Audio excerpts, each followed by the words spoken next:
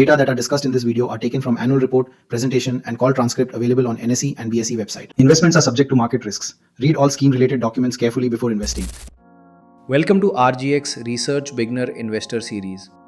आज हम Indian insurance sector का पार्ट 2 शुरू कर रहे हैं। पार्ट 1 में हमने sector structure, life insurance model, product mix, distribution और की मैट्रिक्स जैसे APE, VNB, एम्बेडेड वैल्यू और ROEV समझे थे।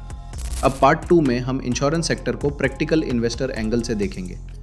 हम समझेंगे कि जनरल इंश्योरेंस कंपनीज पैसा कैसे कमाती हैं, कंबाइंड रेशियो क्यों इंपॉर्टेंट है, हेल्थ इंश्योरेंस और मोटर इंश्योरेंस की इकोनॉमिक्स कैसी होती है और री इंश्योरेंस कंपनीज रिस्क प्रोटेक्शन कैसे प्रोवाइड करती हैं। इस पार्ट में फोकस रहेगा प्रीमियम ग्रोथ से ज़्यादा profitability, claims discipline, underwriting quality और वैल्यूएशन फ्रेमवर्क पे, क्योंकि इंश्योरेंस सेक्टर में रियल क्वालिटी नंबर्स के पीछे की रिस्क मैनेजमेंट से पता चलती है। चलिए शुरू करते हैं इंडियन इंश्योरेंस सेक्टर पार्ट 2। अब बैंक एश्योरेंस समझते हैं। बैंक एश्योरेंस बैंक और इंश्योरेंस कंपनी की पार्टनरशिप होती है। इस मॉडल में बैंक अपनी ब्रांचेस और डिजिटल चैनल्स के थ्रू इंश्योरेंस प्रोडक्ट्स अपने एग्जिस्टिंग कस्टमर्स को बेचता है। बैंक के पास ऑलरेडी कस्टमर ट्रस्ट और अकाउंट रिलेशनशिप होता है, इसलिए इंश्योरर को बड़ा कस्टमर बेस और लोअर एक्विजिशन कॉस्ट मिलती है। कस्टमर के लिए भी ये कन्वीनियंट है क्योंकि बैंकिंग और प्रोटेक्शन नीड्स एक ही जगह फुलफिल हो सकती हैं। लेकिन इसमें चैलेंजेस भी हैं। बैंक स्टाफ के पास डीप इंश्योरेंस नॉलेज हमेशा नहीं होती, सेल्स टारगेट से कॉन्फ्लिक्ट ऑफ इंटरेस्ट आ सकता है और कस्टमर को प्रोडक्ट फोर्स्ड ऑफरिंग जैसा फील हो सकता है। इंडिया में बैंक एश्योरेंस लाइफ इंश्योरेंस का प्राइमरी डिस्ट्रीब्यूशन चैनल बन चुका है और अब जनरल इंश्योरेंस में भी इसका रोल फाइनेंशियल इंक्लूजन और प्रोडक्ट पेनिट्रेशन की वजह से ग्रो हो रहा है। अब लाइफ इंश्योरेंस कॉस्ट स्ट्रक्चर समझते हैं। लाइफ इंश्योरेंस में इकोनॉमिक्स थोड़ी अलग होती है क्योंकि कंपनी को कस्टमर अक्वायर करने का कॉस्ट पहले ही इनकर करना पड़ता है, लेकिन उसका रिकवरी कई सालों में धीरे धीरे होता है। सबसे बड़ा एक्सपेंस यूजुअली कमीशन होता है। स्पेशली बैंक एश्योरेंस डिस्ट्रीब्यूशन में कमीशन प्रीमियम का अराउंड 15 to 35% तक हो सकता है। यानी बैंक चैनल से कस्टमर रीच स्ट्रॉन्ग मिलती है, लेकिन एक्विजिशन कॉस्ट भी हाई हो सकती है। इसके अलावा ऑपरेटिंग एक्सपेंसेस में टेक्नोलॉजी इंफ्रास्ट्रक्चर, अंडरराइटिंग सिस्टम्स और क्लेम्स प्रोसेसिंग शामिल होते हैं। एक और इम्पॉर्टेंट कॉस्ट है mortality cost. Mortality cost actual death claims और कंपनी के एज्यूम्ड डेथ क्लेम्स के बीच का डिफरेंस रिफ्लेक्ट करता है। अगर एक्चुअल क्लेम्स अजम्पशन से ज़्यादा आते हैं तो प्रॉफिटेबिलिटी प्रेशर में आ सकती है। लेकिन लाइफ इंश्योरेंस में सबसे क्रिटिकल फैक्टर है परसिस्टेंसी। अगर पॉलिसी होल्डर पॉलिसी बीच में लैप्स कर देता है तो कंपनी फ्यूचर प्रीमियम्स और एक्सपेक्टेड प्रॉफिट्स लूज कर देती है, जबकि एक्विजिशन कॉस्ट पहले ही स्पेंड हो चुकी होती है। इसलिए लाइफ इंश्योरेंस बिजनेस में सिर्फ पॉलिसी बेचना इनफ नहीं है। कंपनी को commission control, operating efficiency, mortality experience और स्ट्रॉन्ग परसिस्टेंसी चारों मैनेज करने पड़ते हैं। अब return on embedded value leadership समझते हैं। लाइफ इंश्योरेंस कंपनीज को एनालाइज करते वक्त ROEV बहुत इंपॉर्टेंट मेट्रिक होता है। ROEV का मतलब है रिटर्न ऑन एम्बेडेड वैल्यू। ये बताता है कि इंश्योरर अपने एम्बेडेड वैल्यू पे कितना रिटर्न जनरेट कर रहा है। स्लाइड के हिसाब से private sector life insurers usually 15 to 20% range में ROEV जनरेट करते हैं। ये strong product mix, efficient distribution और डिसिप्लिन्ड एक्सपेंस मैनेजमेंट को रिफ्लेक्ट करता है। चार्ट में SBI लाइफ का ROEV अराउंड 19.7% है, मैक्स लाइफ का 18.7% और HDFC लाइफ का 15% दिखाया गया है। वहीं ICICI प्रूडेंशियल लाइफ और LIC दोनों अराउंड 11.9%। अब यहाँ की पॉइंट ये है कि जब इंश्योरर का ROEV कॉस्ट ऑफ इक्विटी से काफ़ी ऊपर होता है तो वो शेयर होल्डर्स के लिए लॉन्ग टर्म वैल्यू क्रिएट करता है। LIC का ROEV प्राइवेट पीयर से लोअर है, मेनली पार्टिसिपेटिंग प्रोडक्ट कंसंट्रेशन और लेगेसी डिस्ट्रीब्यूशन मॉडल की वजह से। हालांकि रीसेंट इनिशिएटिव्स इस गैप को धीरे धीरे नैरो करने की डायरेक्शन में है। इसलिए लाइफ इंश्योरेंस में सिर्फ प्रीमियम ग्रोथ नहीं, बल्कि ROEV, product mix, distribution efficiency और एक्सपेंस डिसिप्लिन भी ज़रूर देखना चाहिए। अब लाइफ इंश्योरेंस वैल्यूएशन फ्रेमवर्क समझते हैं। लाइफ इंश्योरेंस कंपनीज को यूजुअली P/EV मल्टीपल से वैल्यू किया जाता है। P/EV का मतलब है price to embedded value. Slide में SBI लाइफ का P/EV अराउंड 2.0 टाइम्स दिखाया गया है। ये प्रीमियम वैल्यूएशन, कंसिस्टेंट एग्जीक्यूशन और स्ट्रॉन्ग ROEV को रिफ्लेक्ट करती है। दूसरी तरफ LIC का P/EV अराउंड 0.7 टाइम्स है। यानी मार्केट लीडरशिप के बावजूद LIC एम्बेडेड वैल्यू के कंपैरिजन में डिस्काउंट पे ट्रेड करती है। स्लाइड में वैल्यूएशन गैप 4 टाइम्स हाईलाइट किया गया है और प्रैक्टिकल कंपैरिजन में प्रीमियम प्राइवेट प्लेयर्स और PSU इनकम्बेंट के बीच नियरली 3 टाइम्स स्प्रेड दिखता है। अब की पॉइंट ये है कि लाइफ इंश्योरर्स के P/EV मल्टीपल्स ROEV और ग्रोथ विजिबिलिटी से क्लोजली लिंक्ड होते हैं। हाई क्वालिटी फ्रेंचाइजीज जिनका ROEV 18% से ऊपर है और VNB मार्जिन कंसिस्टेंटली एक्सपैंड हो रहा है, वो generally 2.0 times to 2.5 times P/EV command कर सकते हैं। लेकिन LIC का multiple 0.5 times to 0.7 times range में रहता है, मेनली ऑपरेशनल चैलेंजेस और प्रोडक्ट मिक्स के कारण। इसलिए लाइफ इंश्योरेंस वैल्यूएशन में सिर्फ साइज नहीं देखना है, ROEV, VNB margin, growth visibility और प्रोडक्ट मिक्स से समझना है कि कौन प्रीमियम वैल्यूएशन डिजर्व करता है और कौन डिस्काउंट पे ट्रेड करता है। अब जनरल इंश्योरेंस इकोनॉमिक्स समझते हैं। जनरल इंश्योरेंस लाइफ इंश्योरेंस से अलग इकोनॉमिक्स पे काम करता है। लाइफ इंश्योरेंस में पॉलिसीज लॉन्ग ड्यूरेशन की होती हैं, लेकिन जनरल इंश्योरेंस में पॉलिसीज यूजुअली हर साल रिन्यू होती हैं। इसका बेनिफिट ये है कि कंपनी को प्रेडिक्टेबल रिन्यूअल रेवेन्यू मिल सकता है, लेकिन चैलेंज ये है कि कस्टमर एक्विजिशन और रिन्यूअल्स कंटिन्यूअसली मैनेज करने पड़ते हैं।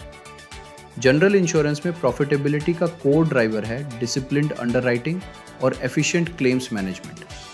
अंडरराइटिंग का मतलब है कंपनी किस रिस्क को एक्सेप्ट कर रही है, किस प्राइस पे एक्सेप्ट कर रही है और उस रिस्क से फ्यूचर क्लेम्स कितने आ सकते हैं। इस बिजनेस में रेवेन्यू को GDPI से मेजर किया जाता है, यानी ग्रॉस डायरेक्ट प्रीमियम इनकम। लेकिन सिर्फ GDPI ग्रोथ देखना इनफ नहीं है। रियल प्रॉफिटेबिलिटी कंबाइंड रेशियो से समझ आती है। कंबाइंड रेशियो लॉस रेशियो और एक्सपेंस रेशियो का सम होता है। लॉस रेशियो क्लेम्स को दिखाता है और एक्सपेंस रेशियो कमीशंस और ऑपरेटिंग एक्सपेंसेस को दिखाता है। अगर कंबाइंड रेशियो 100% से नीचे है तो अंडरराइटिंग प्रॉफिट बनता है। अगर कंबाइंड रेशियो 100% से ऊपर है तो अंडरराइटिंग लॉस होता है, जिसे कंपनी इन्वेस्टमेंट इनकम से ऑफसेट करने की कोशिश करती है। इसलिए जनरल इंश्योरेंस में अच्छी कंपनी वही है जो प्रीमियम ग्रोथ के साथ क्लेम्स, प्राइसिंग और एक्सपेंसेस को डिसिप्लिन में रख सके। अब GDPI को सिंपल लैंग्वेज में समझते हैं। GDPI का फुल फॉर्म है ग्रॉस डायरेक्ट प्रीमियम इनकम। ये इंश्योरेंस कंपनीज का टोटल प्रीमियम इनकम होता है जो डायरेक्ट बिजनेस से अर्न किया जाता है। डायरेक्ट बिजनेस का मतलब है कंपनी ने कस्टमर्स को पॉलिसीज बेचकर जो प्रीमियम कलेक्ट किया। ये नंबर री इंश्योरेंस या एक्सपेंसेस की डिडक्शन से पहले मेजर किया जाता है। इसलिए GDPI को इंश्योरर के बिजनेस वॉल्यूम का टॉप लाइन इंडिकेटर माना जाता है। अब ये इम्पॉर्टेंट क्यों है? पहला, GDPI से इंडस्ट्री ग्रोथ ट्रैक होती है। इससे पता चलता है कि इंश्योरेंस मार्केट का साइज और एक्सपेंशन पेस कैसा है। दूसरा, इसे इंश्योरेंस पेनिट्रेशन कैलकुलेट करने में यूज़ किया जाता है, जैसे इंश्योरेंस टू GDP रेशियो। तीसरा, ये बेंचमार्किंग में हेल्प करता है क्योंकि अलग अलग इंश्योरर्स की परफॉर्मेंस कंपेयर करने के लिए एक स्टैंडर्ड मैट्रिक मिल जाता है। लेकिन इन्वेस्टर के लिए सिर्फ GDPI ग्रोथ देखना इनफ नहीं है, साथ में क्लेम्स रेशियो, एक्सपेंस रेशियो और कंबाइंड रेशियो भी देखना ज़रूरी है, क्योंकि हाई प्रीमियम कलेक्शन तभी वैल्यूएबल है जब कंपनी उस बिजनेस को प्रॉफिटेबली अंडरराइट कर सके। अब जनरल इंश्योरेंस प्रोडक्ट मिक्स समझते हैं। जनरल इंश्योरेंस में हर प्रोडक्ट का रिस्क और प्रॉफिटेबिलिटी प्रोफाइल अलग होता है। स्लाइड के हिसाब से सबसे बड़ा शेयर हेल्थ इंश्योरेंस का है, अराउंड 33%। इसके बाद मोटर इंश्योरेंस आता है, अराउंड 31%। यानी मोटर और हेल्थ मिलकर जनरल इंश्योरेंस पोर्टफोलियोज का सबसे बड़ा हिस्सा बनाते हैं। मोटर इंश्योरेंस ग्रोथ इंडिया की ग्रोइंग व्हीकल बेस से लिंक्ड है। जैसे रोड्स पे व्हीकल्स बढ़ते हैं, वैसे मोटर इंश्योरेंस डिमांड भी सपोर्ट होती है। Health insurance growth increasing health awareness और राइजिंग मेडिकल कॉस्ट से ड्रिवन है। अब स्मॉलर सेगमेंट्स देखें। क्रॉप इंश्योरेंस का शेयर अराउंड 13% है, फायर इंश्योरेंस अराउंड 8% है, मरीन इंश्योरेंस अराउंड 4% है और other insurance segments around 11% contribute करते हैं।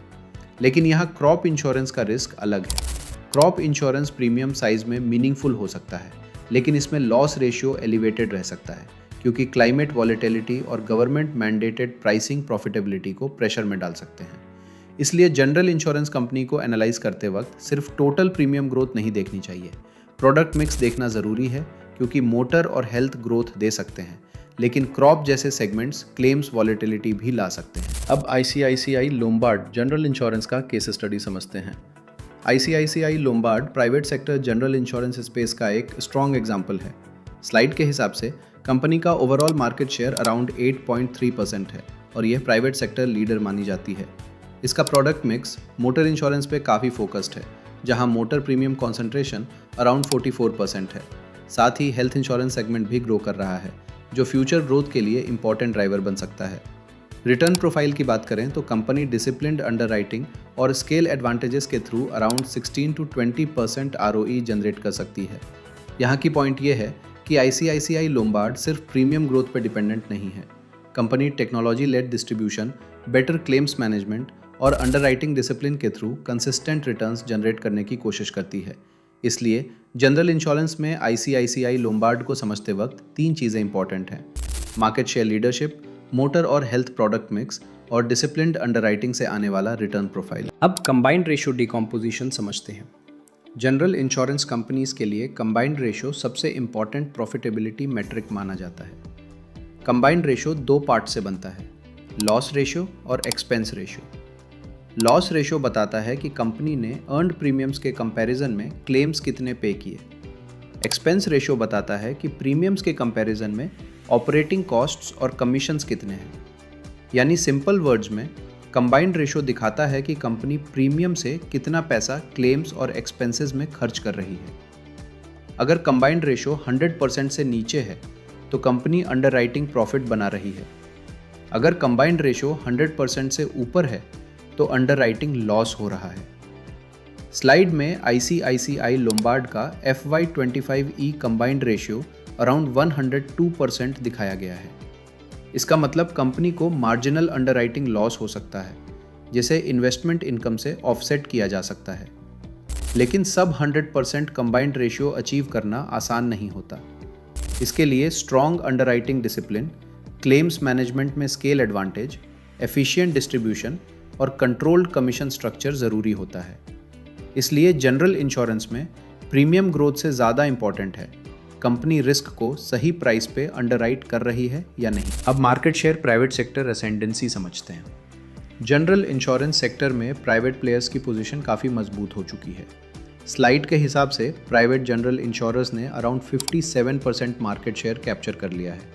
वहीं पब्लिक सेक्टर इंश्योरर्स का शेयर अराउंड 43% है। PSU इंश्योरर्स 80% प्लस शेयर के साथ सेक्टर डोमिनेट करते थे। प्राइवेट प्लेयर्स ने ये share mainly better technology, stronger customer service और इनोवेटिव प्रोडक्ट डेवलपमेंट की वजह से गेन किया है। Digital distribution, faster claims processing और बेटर कस्टमर एक्सपीरियंस ने प्राइवेट इंश्योरर्स को एडवांटेज दिया है। लेकिन इसका मतलब ये नहीं कि PSU इंश्योरर्स कम्प्लीटली वीक हैं। PSU इंश्योरर्स अभी भी गवर्नमेंट मैंडेटेड सेगमेंट्स में स्ट्रॉन्ग पोजीशन रखते हैं, जैसे क्रॉप इंश्योरेंस। साथ ही third party motor premium increases से भी उन्हें बेनिफिट मिल सकता है, क्योंकि ये सेगमेंट रेगुलेटरी प्राइसिंग से लिंक्ड होता है। इसलिए इस स्लाइड की लर्निंग ये है कि जनरल इंश्योरेंस में प्राइवेट सेक्टर तेज़ी से आगे आया है, लेकिन PSU इंश्योरर्स कुछ मैंडेटरी और रेगुलेटेड सेगमेंट्स में अभी भी रेलेवेंट बने हुए हैं। अब stand alone health insurance dynamic समझते हैं। स्टैंड अलोन हेल्थ इंश्योरर्स जैसे नीवा बूपा और star health mainly medical coverage पे फोकस करते हैं। इनका business multi line general insurance जैसा डाइवर्सिफाइड नहीं होता। इस स्पेशलाइजेशन की वजह से इन्हें हेल्थ अंडरराइटिंग, हॉस्पिटल नेटवर्क और कस्टमर नीड्स को डीपर लेवल पे समझने में एडवांटेज मिलता है। साथ ही ये कंपनीज मेडिकल कवरेज के हिसाब से टेलर्ड प्रोडक्ट्स डेवलप कर सकती हैं। लेकिन हेल्थ इंश्योरेंस में चैलेंजेस भी काफ़ी यूनिक है। सबसे बड़ा चैलेंज है मेडिकल इन्फ्लेशन। मेडिकल इन्फ्लेशन कई बार जनरल इन्फ्लेशन से फास्टर बढ़ती है। अगर प्रीमियम इंक्रीजेस उसी पेस से नहीं होते तो मार्जिन्स प्रेशर में आ सकते हैं। दूसरा चैलेंज है राइजिंग क्लेम्स इंसिडेंस। अवेयरनेस बढ़ने और बेटर डायग्नोस्टिक्स की वजह से ज़्यादा लोग क्लेम्स कर रहे हैं, जिससे लॉस रेशियोज पे प्रेशर बढ़ सकता है। इसलिए सक्सेसफुल हेल्थ इंश्योरर्स के लिए सिर्फ प्रीमियम ग्रोथ इनफ नहीं है। उन्हें provider network management, hospital partnerships, claims control और फ्रॉड डिटेक्शन कैपेबिलिटीज़ स्ट्रॉन्ग रखनी पड़ती हैं। इस स्लाइड की लर्निंग ये है कि stand alone health insurance growth opportunity तो स्ट्रॉन्ग है, लेकिन profitability, pricing discipline, claims management और मेडिकल इन्फ्लेशन कंट्रोल पे डिपेंड करती है। अब मोटर इंश्योरेंस इकोनॉमिक्स समझते हैं। मोटर इंश्योरेंस मेनली 2 पार्ट्स में डिवाइड होता है, थर्ड पार्टी कवरेज और own damage coverage. Third party यानी टीपी कवरेज मैंडेटरी होता है। इसमें प्रीमियम रेगुलेटर द्वारा सेट किया जाता है, इसलिए प्राइसिंग पूरी तरह मार्केट ड्रिवन नहीं होती। टीपी प्रीमियम हाइक्स का बेनिफिट उन इंश्योरेंस को ज़्यादा मिल सकता है जिनकी मोटर बुक बड़ी है, specially PSU insurance with scale. दूसरा पार्ट है ओन डैमेज यानी OD coverage. OD coverage optional होता है और इसकी प्राइसिंग मार्केट ड्रिवन होती है। यहाँ इंश्योरर्स रिस्क बेस्ड अंडरराइटिंग कर सकते हैं, यानी customer, vehicle type, claim history और रिस्क प्रोफाइल के हिसाब से प्राइसिंग डिसाइड कर सकते हैं। इसी वजह से ओडी सेगमेंट में मार्जिन मैनेजमेंट की फ्लेक्सिबिलिटी ज़्यादा होती है। Private insurers increasingly profitable OD segments पे फोकस करते हैं। साथ ही टेलीमेटिक्स जैसे टूल्स का यूज़ करके ड्राइविंग बिहेवियर और व्हीकल यूसेज के आधार पर रिस्क बेस्ड प्राइसिंग इंप्रूव की जा सकती है। इस स्लाइड की मेन लर्निंग ये है कि मोटर इंश्योरेंस में टीपी वॉल्यूम और रेगुलेटरी प्राइसिंग से लिंक्ड है, जबकि ओडी सेगमेंट प्रॉफिटेबिलिटी और अंडरराइटिंग डिसिप्लिन के लिए ज़्यादा इंपॉर्टेंट हो सकता है। अब जनरल इंश्योरेंस कॉस्ट ड्राइवर समझते हैं। जनरल इंश्योरेंस बिजनेस में प्रॉफिटेबिलिटी सिर्फ प्रीमियम ग्रोथ से डिसाइड नहीं होती, कॉस्ट कंट्रोल भी उतना ही इंपॉर्टेंट होता है। पहला और सबसे बड़ा कॉस्ट ड्राइवर है claims expenses. Claims expenses directly loss ratio को इम्पैक्ट करते हैं। अगर क्लेम ज़्यादा आते हैं तो कंपनी का लॉस रेशियो बढ़ता है और प्रॉफिटेबिलिटी प्रेशर में आ सकती है। इसलिए क्लेम्स मैनेजमेंट, फ्रॉड कंट्रोल और सही अंडरराइटिंग डिसिप्लिन बहुत इंपॉर्टेंट हो जाते हैं। दूसरा कॉस्ट ड्राइवर है री इंश्योरेंस कॉस्ट। इंश्योरेंस कंपनीज बड़े या कैटास्ट्रॉफिक रिस्क्स का कुछ हिस्सा री इंश्योरर्स को ट्रांसफ़र करती हैं। इससे कंपनी को रिस्क प्रोटेक्शन और रेगुलेटरी कैपिटल रिलीफ मिलता है, लेकिन इसके लिए री इंश्योरेंस प्रीमियम पे करना पड़ता है। तीसरा कॉस्ट है डिस्ट्रीब्यूशन कमीशन।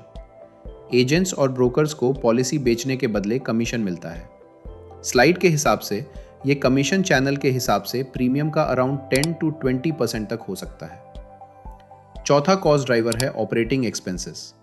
इसमें technology, employees, branch network, infrastructure और सिस्टम्स की कॉस्ट आती है। ये एक्सपेंसेस रेगुलेटरी EOM नॉर्म्स के अंडर भी आते हैं, यानी एक्सपेंस ऑफ मैनेजमेंट लिमिट्स। इसलिए जनरल इंश्योरेंस में अच्छी कंपनी वही है जो क्लेम्स, री इंश्योरेंस कॉस्ट, कमीशंस और ऑपरेटिंग एक्सपेंसेस को डिसिप्लिन में रख सके। अब रिटर्न प्रोफाइल एक्सीलेंस समझते हैं।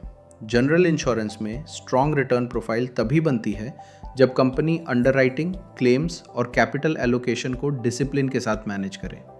स्लाइड में ICICI लोम्बार्ड का ROE टारगेट अराउंड 18% दिखाया गया है। ROE का मतलब है रिटर्न ऑन इक्विटी, यानी कंपनी शेयर होल्डर्स के कैपिटल पे कितना रिटर्न जनरेट कर रही है। ICICI लोम्बार्ड कंसिस्टेंटली 18% के करीब ROE जनरेट करने की कोशिश करती है, जो well managed general insurance franchise की अर्निंग्स पावर दिखाता है। ये परफॉर्मेंस 3 चीज़ों से आती है। पहला, डिसिप्लिन्ड अंडरराइटिंग, यानी रिस्क को सही प्राइस पे लेना। दूसरा, एफिशिएंट क्लेम्स प्रोसेसिंग, यानी क्लेम्स को फास्ट और कंट्रोल्ड तरीके से मैनेज करना। तीसरा, डिस्ट्रीब्यूशन और टेक्नोलॉजी में scale advantages. Best in class general insurers usually combined ratio को 100% के आसपास या उससे नीचे मेंटेन करने की कोशिश करते हैं। अगर कंबाइंड रेशियो कंट्रोल्ड रहता है तो अंडरराइटिंग प्रॉफिट बन सकता है।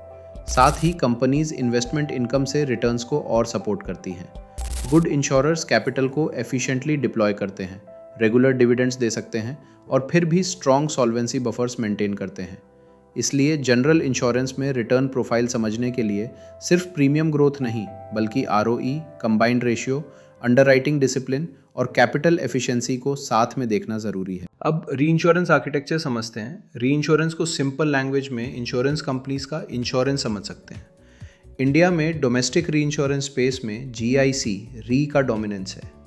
प्राइमरी इंश्योरर्स यानी जो इंश्योरेंस कंपनीज डायरेक्टली कस्टमर्स को पॉलिसीज़ बेचती हैं, कई बार बड़े रिस्क्स पूरी तरह अपने बैलेंस शीट पे नहीं रखना चाहती। ऐसे केसेस में वे प्रीमियम का एक हिस्सा री इंश्योरर को ट्रांसफ़र करती हैं। इसके बदले री इंश्योरर उस रिस्क और फ्यूचर क्लेम लायबिलिटी का हिस्सा अज्यूम करता है। इससे प्राइमरी इंश्योरर्स बड़े पॉलिसीज़ राइट कर सकते हैं जो उनके ओन बैलेंस शीट से अदरवाइज सपोर्ट करना मुश्किल हो सकता था। री इंश्योरेंस कैटास्ट्रॉफिक लॉस इवेंट से भी प्रोटेक्शन देता है, जैसे बड़े नेचुरल डिजास्टर्स, फायर लॉसेस या लार्ज स्केल क्लेम्स। इस मॉडल का बेनिफिट ये है कि इंश्योरर की कैपिटल एफिशिएंसी इंप्रूव होती है और रेगुलेटरी सॉल्वेंसी रेशियो भी बेटर मैनेज हो सकते हैं। लेकिन इसका कॉस्ट भी है, क्योंकि प्रीमियम का हिस्सा री इंश्योरर को देना पड़ता है, इसलिए इंश्योरर का नेट अर्न्ड प्रीमियम रिड्यूस हो जाता है। इसलिए री इंश्योरेंस रिस्क प्रोटेक्शन और कैपिटल सपोर्ट देता है, लेकिन साथ में नेट प्रीमियम इनकम को भी इम्पैक्ट करता है। आज के पार्ट 2 में हमने इंश्योरेंस सेक्टर को प्रैक्टिकल इन्वेस्टर एंगल से समझा। हमने general insurance economics, GDPI, product mix, combined ratio, health insurance, motor insurance, cost drivers और री इंश्योरेंस आर्किटेक्चर जैसे इंपॉर्टेंट एरियाज कवर किए। इस पार्ट की मेन लर्निंग ये है कि इंश्योरेंस में ग्रोथ देखना आसान है, लेकिन real quality underwriting, discipline, claims control, cost efficiency और कैपिटल प्रोटेक्शन से पता चलती है। अब पार्ट 3 में हम इंश्योरेंस सेक्टर की valuation matrix, profitability sensitivity, digital market places, distribution trends, IRDAI regulations और की रिस्क्स को समझेंगे। अगर ये सेशन यूजफुल लगा हो तो वीडियो को लाइक करें, शेयर करें और चैनल को सब्सक्राइब ज़रूर करें। मिलते हैं पार्ट 3 में।